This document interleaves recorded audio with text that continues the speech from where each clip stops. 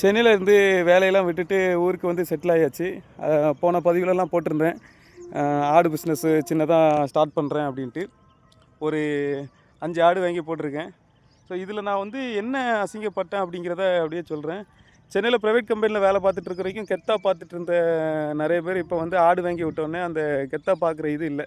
அவங்களுக்கு ஒன்றே ஒன்று நான் சொல்கிறேன், என்னென்னா நம்ம என்ன வேலை பார்க்குறோம், எங்கே பார்க்குறோம் அப்படிங்கிறது முக்கியம் இல்லைங்க. நம்ம பார்க்குற வேலையை மன நிம்மதியோட, யாருக்கும் எந்த தொந்தரவும் இல்லாமல் பார்க்குறோமா, அதுவே போதும். ஒரு நிம்மதியான சாப்பாடு, நிம்மதியான இடம். இங்கே பாருங்கள், இவ்வளோ பெரிய இடம்லாம் நமக்கு கொடுத்து வைக்குமா சென்னையில்? நல்லா வாக்கிங் வரேன், ஆடை பார்த்துக்கிறேன், எனக்கு தேவையான டைம் சாப்பிட்டுக்கிறேன். இந்த மாதிரி வாழ்க்கையை இப்போ நான் வாழ்கிறதுக்கு ஆசைப்பட்டுட்ருக்கேன்.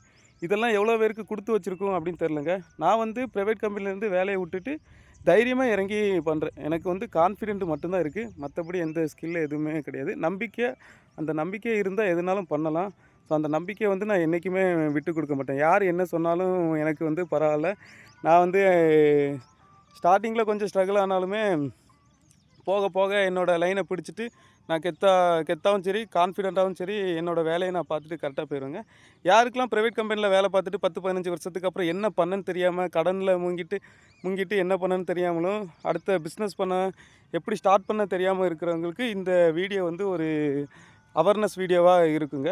ஒவ்வொரு பதிவில் நான் வந்து என்னை பற்றி சரி, நான் எப்படி அதை ஸ்டார்ட் பண்ணுறேன், அதில் என்ன ஸ்ட்ரகிள்லாம் இருக்குது அப்படிங்கிறத நான் தெளிவாக சொல்கிறேன். இப்போதைக்கு 5 ஆடு 21,000 ரூபாய்க்கு நான் வாங்கி வச்சுருக்கேன். ஸ்மால் இன்வெஸ்ட்மெண்ட் தான். வீட்டில் கொஞ்சம் இடம் இருக்குது, இடம் இல்லைன்னு சொல்லலை. இடத்துல இருந்து தான் நான் ஸ்டார்ட் பண்ணுறேங்க. ஒவ்வொரு பதிவில் நான் வந்து தெளிவாக அதை பற்றின டீட்டெயில் சொல்கிறேன். பாய்.